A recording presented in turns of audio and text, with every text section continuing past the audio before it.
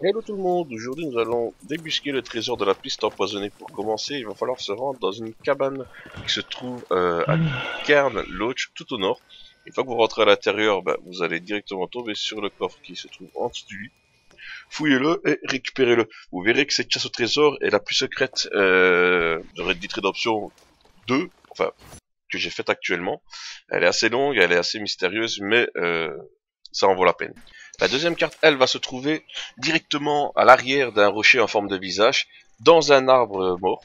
Ici, je vais vous montrer donc où se trouve l'emplacement. Ça se trouve à Face Rock, donc c'est au nord de Rhodes. Placez le marqueur entre le R et le L, et là vous verrez Face Rock. Une fois arrivé sur place, là vous pouvez voir donc le gros rocher. De profil, on dirait vraiment un visage humain. Rendez-vous à l'arrière de ce rocher.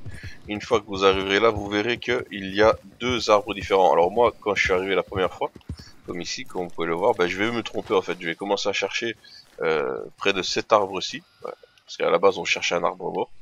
Mais en fait, le bon arbre, c'est pas celui qui est couché, mais c'est celui qui est toujours debout, même s'il reste plus qu'un petit morceau.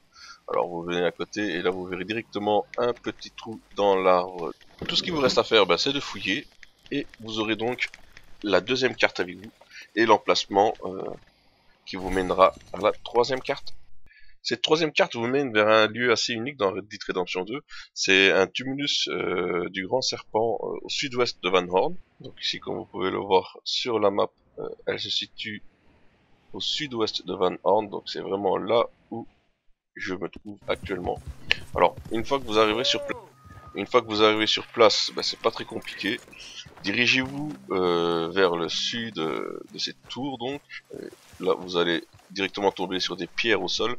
C'est pas ceux-ci, mais c'est celles qui sont en forme d'œil. Et là, ce qu'il vous reste à faire, c'est de fouiller et de choper la dernière carte qui vous mènera ce coup-ci au trésor.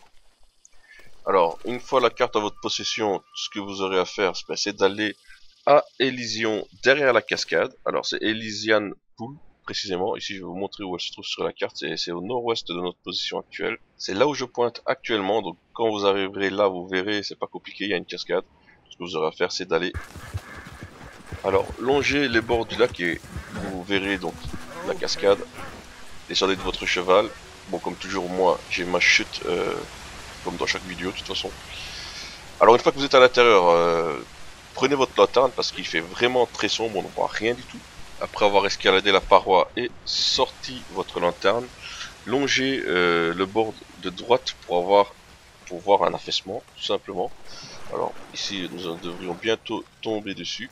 Voilà, juste là. Donc rentrez là, faites attention de ne pas vous faire trop mal.